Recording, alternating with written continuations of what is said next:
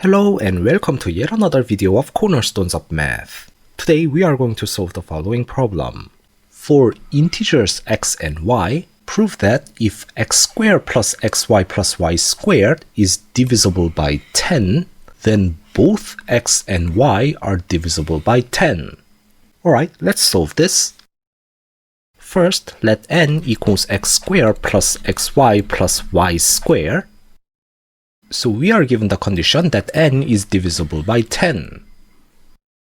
First, let us consider the parity. That is, whether x and y are even or odd.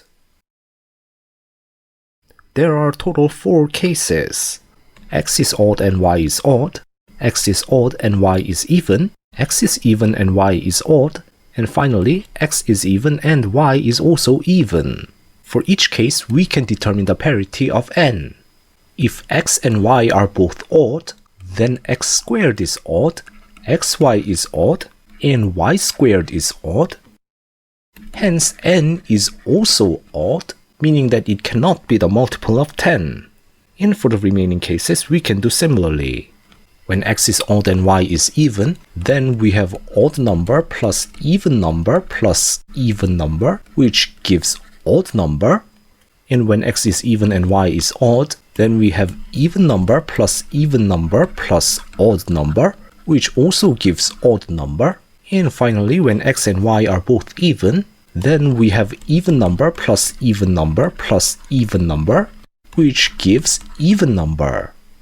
Therefore, if n is a multiple of 10, so it is an even number, that is only possible for this case, meaning that both x and y are even numbers.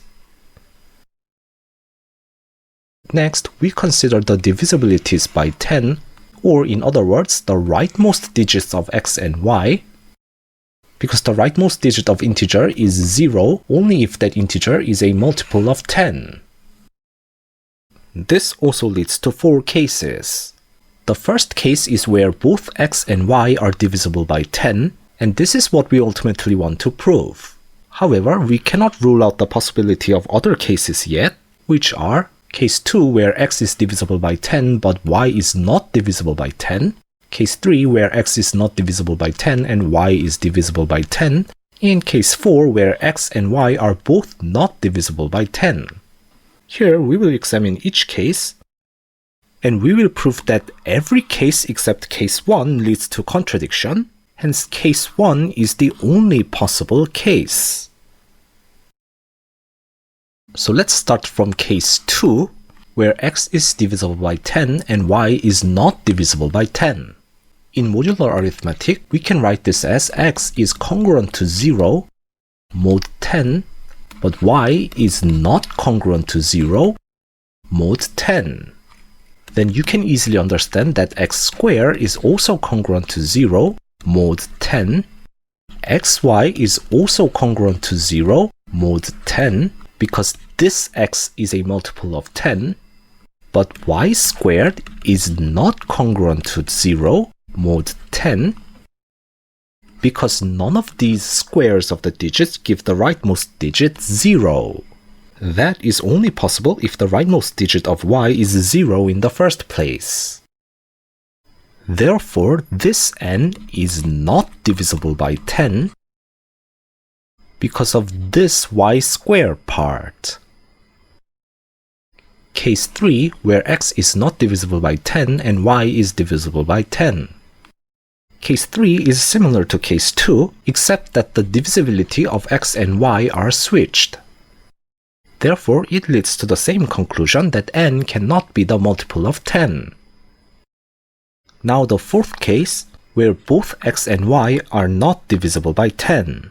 Is it possible for n to become the multiple of 10 in this case? Well, first we have to examine what are the possible values for the last digits of x and y. Since we have already proved that x and y are both even, the only possible rightmost digits, which we will denote as k, are 2, 4, 6, and 8. Then the values for k squared are given as 4, 16, 36, and 64, So the rightmost digits of k squared are 4, 6, 6, and 4. Here, notice that if the rightmost digit of k is even, then only possible rightmost digits of k squared are 4 or 6. That is, both x squared and y squared are congruent to 4 or 6 mod 10. And this leads to these 4 cases. Here, the respective rightmost digits of x squared and y squared are, for the first case, they are all 4. For the second case, they are 4 and 6. For the third case, they are 6 and 4. And for the fourth case, they are all 6.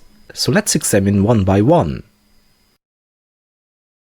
So the first case, where both x squared and y squared have the rightmost digits of 4. Here, let us bring this table back, which is the relation between rightmost digit 2, 4, 6, 8 and their squares, because it will be useful.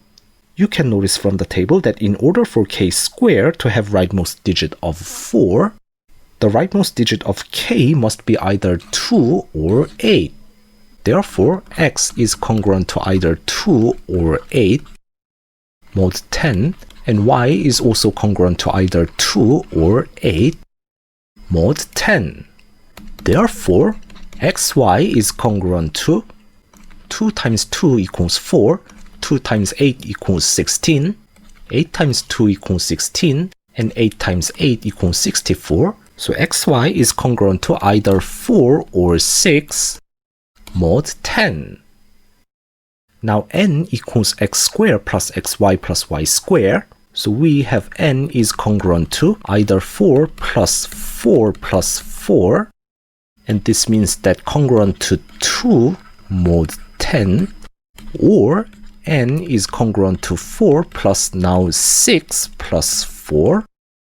So in this case, congruent to 4 mod 10.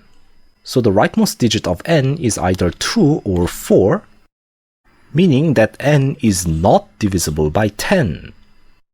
Hence, this is an invalid case. And now for the second case, where the rightmost digit of x squared is 4 and the rightmost digit of y squared is 6. If we consult the table again, and we can find that x is congruent to either 2 or 8, mod 10, and y is congruent to either 4 or 6, mod 10, which leads to xy is congruent to 2 times 4 equals 8, 2 times 6 equals 12, 8 times 4 equals 32, and 8 times 6 equals 48. So the rightmost digit of xy is either 2 or 8. So n is congruent to either 4 plus 2 plus 6, mod 10, so 4 mod 10, or congruent to 4 plus 8 plus 6, mod 10, so 8 mod 10. So the rightmost digit of n is either 4 or 8, so in this case, n is also not divisible by 10. Then we have the third case, but this is essentially the same case as the second case, with only these two switched. So we also have the same conclusion that n is not divisible by 10. This only leaves the fourth case, where the rightmost digits of x squared and y squared are both 6. This corresponds to these two cases. So now both x and y have rightmost digits of either 4 or 6, which leads to xy has the rightmost digit of, if you examine it, it also gives 4 or 6. So if we place 4 and 6 here, we either have the rightmost digit 6 or the rightmost digit 8. Therefore, n is not divisible by 10. Therefore, these four cases are all invalid, meaning that the entire case 4, where we have assumed that both x and y are not divisible by 10, is also an invalid case.